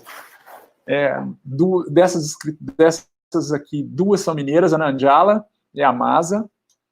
A Malê é do Rio, a Ciclo Contínuo de São Paulo e algum toques negros de Salvador. Deixa eu parar de... Então, é esse o nosso... o tipo de trabalho que a gente tem, né, com o Literafro. Uma outra coisa, né, ali na página, né, quando você abre o link, por exemplo, da biografia da autora ou do autor, tem como baixar um arquivo PDF daquelas informações que estão ali. A mesma coisa com os textos selecionados, tá? Então, os professores, a nossa intenção, né, foi de publicizar as nossas pesquisas de forma a tornar acessível para um grande público, e principalmente para o público que está lá na escola, que está na sala de aula. Então, aqui era uma preocupação, e aí é muito interessante que a gente conseguiu preservar uma prática que o grupo GEAB, né, que era o Grupo Interdisciplinar de Estudos Afro-Brasileiros, do qual também fiz parte, que era retornar para a sociedade minimamente aquilo que a gente recebe estando dentro com o acesso que a gente tem ao meio universitário. Então, como é que a gente retorna isso para a sociedade? Tá? Então, foi muito importante, por exemplo, a nossa conversa com os autores e as autoras e com os herdeiros para mostrar para eles a importância de um acervo que publiciza a existência dessas obras, né, no meio digital. Então, a gente tem, por exemplo, acessos de pessoas, às vezes, mais de fora do Brasil em determinados autores do que pesquisadores aqui no próprio país. Então, a gente tem uma literatura muito potente e que dialoga com as outras artes, tá? Vocês não fiquem pensando que não, só vou encontrar os escritores. Não, estão dialogando com cinema, com teatro, com dança, com música, com outras áreas, por exemplo, esporte, política, a religiosidade, as várias formas de religiosidade que a gente tem no Brasil. Tá? E aí eu vou parar por aqui para a gente continuar o nosso diálogo, né, e abrir um espaço aí para vocês perguntarem sobre o que é esse acervo, como é que a gente trabalha com essa memória viva, né, o que é trabalhar com isso. Eu acho que é um pouco da experiência do desafio que a gente tem no Literafro. Trabalhar com o que já está instituído e trabalhar também dando visibilidade às novas vozes que estão sempre chegando. Tá? Muito obrigado aí à organização da semana, a Luísa, Rosário, também esteve aqui inicialmente.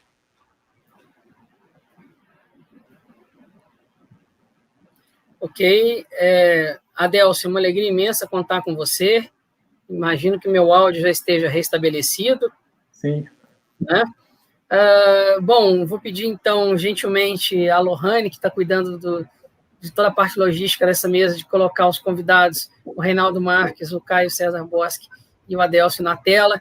Já podemos fazer aquele print da tela para efeito de relatório e mídias sociais. Brincadeira à parte, reitero aqui os agradecimentos. É o mundo pós-verdade, né? Não basta dizer que aconteceu, é preciso mostrar imageticamente o que aconteceu.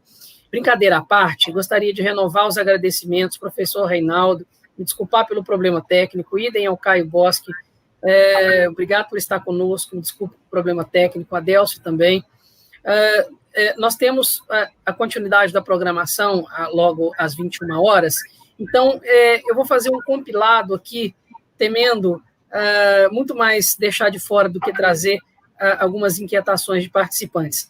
A primeira delas, e aí para os três, é aquele ou aquela interessado em participar dos estudos, de fazer estudos, interessado em fazer estudos no acervo de escritores mineiros, na Academia Mineira de Letras ou no Literafro, o que essa pessoa deve fazer?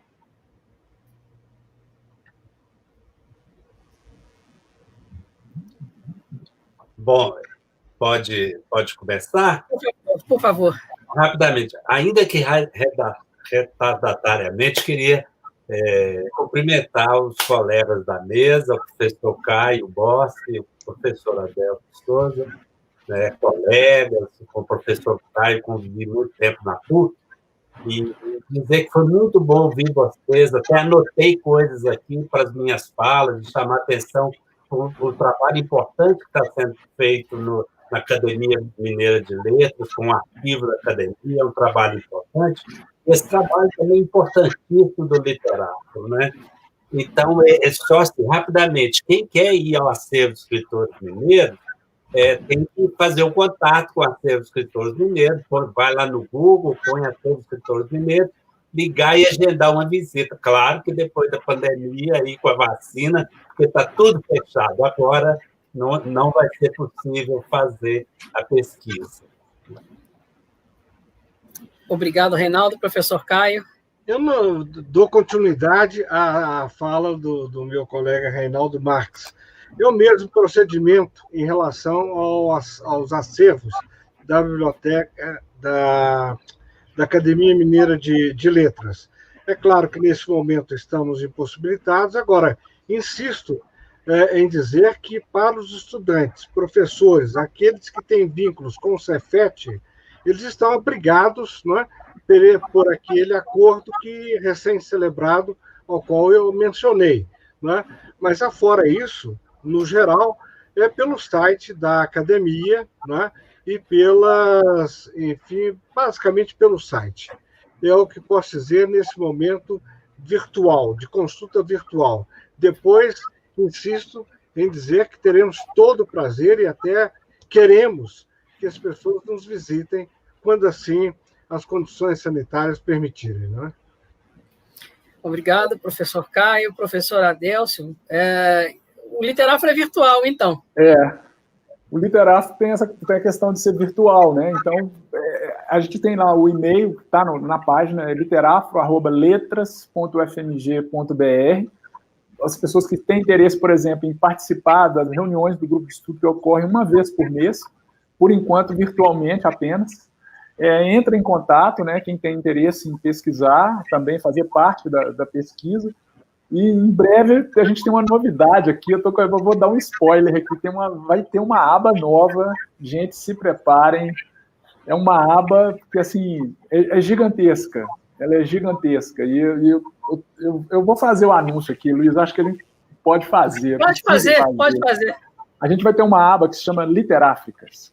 Então, os pesquisadores do grupo da professora Maria Nazaré Soares Fonseca, que era da PUC, né, o grupo de pesquisa dela agora vai fazer parte do NEA, né? Então, assim, eu estou aqui muito emocionado, estou assim, num momento de muita alegria de reencontrar o Reinaldo, estar participando aí com o Luiz, conhecer o professor Caio Boschi virtualmente, pelo menos, a gente fazer esse primeiro contato, mas de compartilhar com vocês essa alegria que o Literáfrico está crescendo, né? Então, a ideia de um grupo que era um acervo, gente, que cabia num armário de 2 portas de aço pequeno, com livros e xerox, por exemplo, do Cadernos Negros, né, que é a publicação que ela ocorre ininterruptamente, de 1978 até hoje.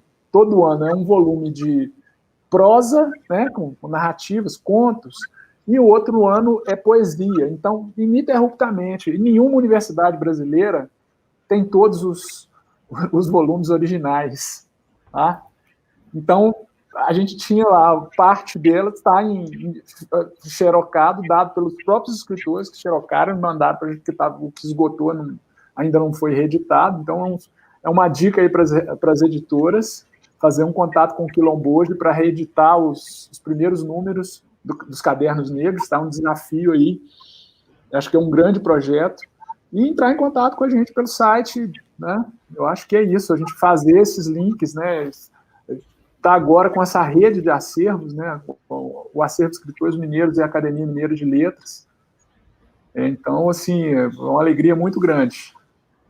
Sempre a gente receber novas contribuições. Coube a mim aqui fazer o papel de chato e anunciar que nós estamos chegando ao final dessa mesa. Antes de despedir formalmente, eu gostaria de convidar todas e todos. Nós temos na continuidade agora, logo na sequência, a sessão D de comunicação, intitulada Estudos Editoriais com produção do nosso corpo discente. A sessão E, também com produção de nosso corpo discente, Literatura, Artes e Outras Mídias.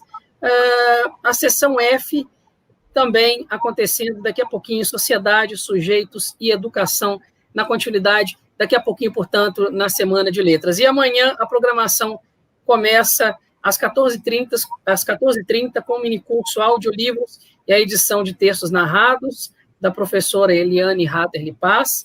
Às 16h40, o minicurso A Ferida Narcísica, que é a revisão de textos cura ou não, com a professora Luciana Salazar Salgado, e a conferência de encerramento com a professora Maíra Guimarães, intitulada essa conferência Liberdade na Linguagem, uma questão de opinião. Bom, reitero os agradecimentos, professor Reinaldo, uma alegria tê-lo conosco, nosso mestre, professor Caio Boschi, uma alegria tê-lo conosco, também nosso mestre, já conhecia de ler, conheço virtualmente, vamos estar juntos na pesquisa, aí na academia, tem coisa a ser feita aí, muita coisa. Professor Adélcio, mais uma vez, alegria em recebê-lo, alegria também receber você que nos acompanhou até agora. Deixo aqui a todos e a todas um grande abraço, seguimos com a programação da Semana de Letras e que possamos viver mais 10 anos. Muito obrigado. Obrigado, boa noite. Obrigado. Boa noite a todos.